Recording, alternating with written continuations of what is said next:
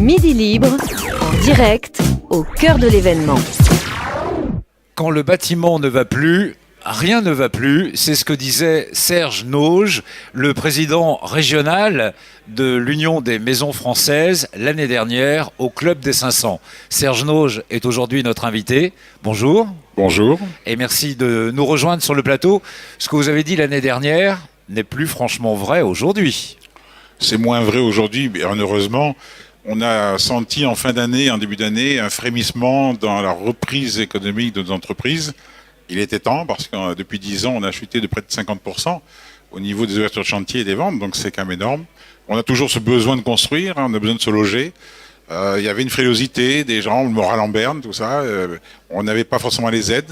Il y a des efforts qui ont été faits. Aujourd'hui, moi j'ai retrouvé le sourire, je suis plus dans le pessimisme, je suis plutôt dans l'optimisme de notre métier. Alors aujourd'hui, pourquoi choisit-on une maison individuelle plutôt que d'être locataire d'un appartement ou voire même d'une maison ? C'est l'intérêt de tous finalement, plutôt que de payer un loyer, autant payer le remboursement d'un prêt ? Tout à fait. Il y a certains secteurs où on se rend compte qu'il y a très peu de différence entre le loyer et effectivement le remboursement du crédit. Et la réflexion que je me fais, si vous faites un jeune couple de 30 ans, dans 25-30 ans, qui fait un crédit sur 25 ans, dans 25 ans, il n'a plus de loyer à payer. Or, s'il reste locataire, dans 25 ans, il aura jeté de l'argent par les fenêtres, mais il faudra qu'il continue. Et à la retraite, il fait comment ? Sans être propriétaire de son bien. Sans être propriétaire de son bien. Il sera locataire à vie. Et les retraites vont pas être épaisses. Donc si des gens peuvent échapper à un loyer, c'est du bonheur. Alors je le disais, Serge Nauge, votre discours a changé. Oui. Aujourd'hui, vous êtes beaucoup plus optimiste. J'ai le sourire déjà. Tout à fait, certes. Il est vrai que l'État vous aide également, alors au travers de la loi Pinel, mais également de beaucoup d'autres réglementations. Alors l'État nous a aidés l'année dernière, il a écouté les professionnels de la maison individuelle et du bâtiment en général, parce qu'il n'y a pas que la maison individuelle, tout le bâtiment a souffert.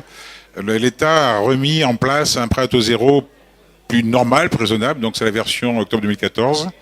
Nous avons une inquiétude en fin d'année où il semblait que pour des raisons d'économie, on allait supprimer l'APL.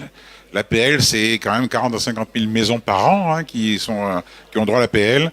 On a été rassurés parce que lorsque Sylvain Pinel est descendu à Montpellier dans le cadre de son Tour de France il y a quelques mois, je lui ai posé la question et elle a été très ferme. Elle a répondu que de toute façon, on ne toucherait pas l'APL. Donc ça rassure quand même les jeunes couples, les primo-accédants. Et elle a de nouveau réaffirmé l'intérêt du gouvernement à faciliter l'accession à la propriété. Donc ce sont des bonnes nouvelles. Bonne nouvelle pour nous, mais bonne nouvelle aussi pour nos clients qui hésitaient. Voilà. Les bailleurs sociaux également jouent un jeu un peu différent d'autrefois, et c'est à l'avantage des constructeurs de maisons individuelles. Ça fait partie d'un combat que l'on a depuis des années. On essaie de se faire reconnaître. On sait une chose, c'est que 87% des Français rêvent d'une maison individuelle. Aujourd'hui, on ne peut pas. Bien sûr qu'il faut éviter de dévorer trop d'espace.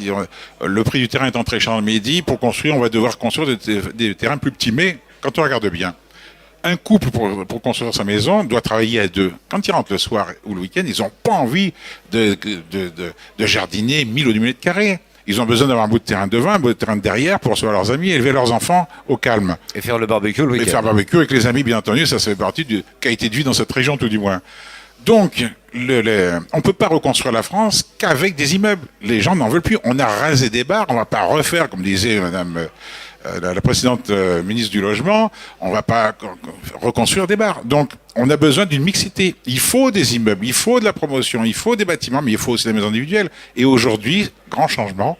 Quelques bailleurs sociaux, j'ai assisté dernièrement à l'inauguration avec monsieur le préfet du Gard. On a inauguré 5 maisons individuelles faites par un confrère de l'Union Maison Française, avec des maisons individuelles en location. Et on a interviewé, il y a une heure, je crois, dans Midi Libre aussi, où les locataires disaient que ça lui a changé la vie. Donc la maison individuelle a de plus en plus sa place, heureusement, avec des rapprochements avec les bailleurs sociaux, avec les élus, avec des promoteurs, avec des aménageurs. C'est une très bonne chose. Il faut qu'on travaille en amont pour créer des quartiers, des lotissements, des zones intergénérationnelles. Il ne faut plus ghettoiser comme on a fait pendant trop d'années. Il faut mélanger les gens. Les jeunes, les plus anciens, de plus en plus, et les locataires. Mélangeons tous ces gens-là et ils vont bien s'entendre. Et dans le contexte social d'aujourd'hui, j'imagine que les élus, évidemment, sont encouragés peut-être aussi à avancer un petit peu dans ce sens. Ils sont encouragés parce qu'on parle à notre discours. Et le problème qu'ont certaines communes avec la ghettoisation et les conséquences sur la sécurité, on leur trouve une solution. on leur trouve une solution qui est intéressante. Et puis c'est ce que demandent les gens. Les gens demandent ça, donc ils sont favorables. Et parfois même, c'est eux qui imposent. On a quelques opérations où l'élu a imposé justement ce quartier intergénérationnel. C'est une excellente chose. Hein. Serge Nauge, ne mentons pas, la maison individuelle coûte-t-elle aujourd'hui plus cher qu'un autre type d'habitation ? Par exemple, un appartement, il y a une réglementation, la réglementation thermique, la RT 2012. Il y a effectivement des aménagements particuliers que l'on impose également aux constructions. Alors, je vais peut-être vous décevoir, la maison individuelle coûte moins cher que l'appartement. Quand vous écoutez, hier, il y avait l'inauguration du salon, donc j'ai pu tourner sur les différents stands. J'entends parler sur Montpellier, par exemple, d'appartements à 3, 4 000, 5 000, 6 000 euros du mètre carré. Qui peut se payer ça ? Sûrement pas le jeune couple. Aujourd'hui, vous savez, quand vous prenez 2 SMIC, 2 SMIC et demi, quelle que soit la région de France, c'est un financement sans apport personnel qui va tourner autour, selon la zone, 160, 53 000 euros. Vous ne trouvez pas un appartement à ce prix-là, à moins d'avoir un studio peut-être. Donc aujourd'hui, la maison individuelle, malgré l'RT 2012, parce qu'on s'est préparé beaucoup plus tôt que les autres, on la maîtrise bien, on a des partenaires industriels qui ont su, je dirais, réfléchir et réduire les coûts de fabrication et trouver des solutions saines. On est capable aujourd'hui de construire une maison RT 2012 autour seulement, je parle bien de TTC, de 1 200 euros le mètre carré habitable. Donc vous faites une maison de 100 mètres carrés, 120 000 euros, c'est pas le prix d'un appartement. Alors après, la variante sera le prix du terrain. Il est vrai qu'ici, les terrains sont un peu chers, mais là aussi, il y a du changement. On se rend compte que certains aménageurs fonciers ont eu l'intelligence de dire faut peut-être travailler avec des terrains un peu plus petits. jouons le jeu. Voilà. Jouons le jeu. Gagnons moins, on vendra plus vite, on va loger plus de gens, et ça donnera envie à encore d'autres gens de... Voilà, et la machine est partie, et c'est une très bonne chose, c'est très positif. Donc la maison individuelle ne coûte pas plus cher, c'est l'inverse. C'est une idée reçue. On fait peu des grosses maisons familiales. Les maisons se revendent dans les 7 ans en moyenne en France. Les gens sont mobiles, pour raisons professionnelles, pour raisons familiales. Il peut y avoir beaucoup de choses qui font que la vie change. On revend les maisons entre 7 et 8 ans. C'est fini le grand terrain, c'est fini la maison familiale. La grosse maison familiale, ça n'existe plus. Maintenant, ce sont les petits pavillons. Petite maison, pas pavillon parce que c'est un terme réducteur. Ça fait penser à l'après-guerre où on faisait des petites maisons à cacahuètes. C'est du fait de mon âge. Je vous prie de m'en excuser. Oui, j'ai le même âge que vous, donc je comprends parfaitement. Mais on a changé les termes.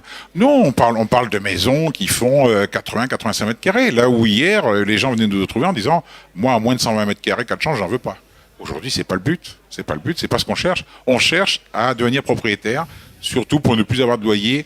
J'ai un client récemment qui m'a fait une réflexion extraordinaire, qui est pleine de bon sens, et moi m'a redonné le sourire de l'optimisme. Il m'a dit exactement la chose suivante. Nous construisons, on avait 30 ans, nous construisons une maison aujourd'hui pour ne plus avoir de payer un loyer plus tard, parce que, ont-ils précisé, et ça c'est fabuleux, la phrase est fabuleuse, ils m'ont dit, à leur avis, il va falloir être très riche pour se payer le luxe d'un loyer à l'âge de la retraite. C'est fabuleux, non ? C'est plein d'optimisme, ce genre de phrase. Il est clair que les Français préfèrent être chez eux, dans une maison individuelle, avec leur petit bout de jardin, comme on l'évoquait il y a un instant. Pour autant, il y a quelques années en arrière, les constructeurs ont eu mauvaise presse. Il y avait des gens qui étaient... on va dire pas très honnête et pas très correct. Les choses changent, il y en a encore, mais il y a l'Union des maisons françaises et vous justement vous regroupez plusieurs entrepreneurs, plusieurs constructeurs de maisons individuelles avec une charte où effectivement on ne déroge en rien de ce qui a été signé, même si la société venait à couler. C'est pas une charte, c'est l'application de la loi du 9 décembre 90. Le constructeur individuel au sens de la loi doit obligatoirement respecter différents axes de cette loi, notamment la garantie financière d'achèvement de travaux. Et aujourd'hui, en cette période de crise, quand même si on ressort de la crise, il y a quand même eu, je crois que l'année dernière, près de 20 000 entreprises qui ont déposé le bilan, dans le bâtiment seulement.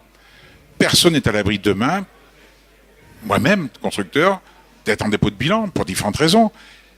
Et alors, les gens qui construisent leur maison avec un contrat de construction, le vrai contrat de construction, ils ont un garant qui va faire finir la maison. En période de crise, c'est là où il faut au contraire être vigilant. Alors, c'est vrai qu'il y a encore des gens qui aujourd'hui ne font pas avec un vrai contrat de construction. Ils prennent le risque, mais moi, je dis dans la tempête, je ne sors pas toutes les voiles. Hein. Je préfère des garanties. Et aujourd'hui, la tempête, peut-être qu'elle se calme, mais les entreprises sont fragilisées. Moins de chantier, moins de trésorerie, donc fragilité. Il faut des garants derrière. Il faut quelqu'un qui garantisse que la maison sera terminée pour le particulier. Il n'y a pas pire solution que d'avoir sa maison arrêtée et personne derrière pour la terminer parce qu'il y a des défaillances de constructeurs. Ça n'existe pas avec un vrai constructeur. Et l'Union Maison Française veille bien entendu à ce que le contrat respect de la haute 90 soit effectué, qui est bien le garant qui chaque année remet les attestations sur la table, garantisse bien son constructeur. Il n'y a pas de problème avec un vrai contrat de construction. C'est ce que j'essaie de faire passer comme message à chaque fois que je fais des conférences où je peux m'exprimer, comme vous avez la gentillesse de le faire aujourd'hui. Je vous en prie. Le respect des constructeurs, donc la volonté des Français également d'avoir leur propre maison individuelle, et puis différents paramètres qui font que aujourd'hui on sent le frémissement. Maintenant, on attend les acquéreurs pour venir vous retrouver. Alors, il y a un frémissement. Alors, on le constate déjà depuis le début de l'année. Oui. On a plus de demandes de clients qui viennent dans nos boutiques. On a plus de trafic sur nos sites internet. Le Crédit Foncier, la semaine dernière, me disait qu'il avait plus 30% de demandes d'études financières dans sa boutique ici à Montpellier. Ça prouve bien que les gens ressortent, ont envie de sortir. Et quoi de mieux que de construire sa maison pour sortir finalement de cette situation où la crise était pesante pour tout le monde. Une maison, c'est un projet de vie, c'était une qualité de vie extraordinaire. Et pour des enfants, quoi de mieux qu'une maison ? Alors, permettez-moi de vous attribuer une phrase que vous direz peut-être à la fin de ce salon. Quand le bâtiment va, tout va, y compris dans le domaine de la maison individuelle. Serge Nauge était notre invité sur le plateau de midilibre.fr. Midi Libre, en direct, au cœur de l'événement.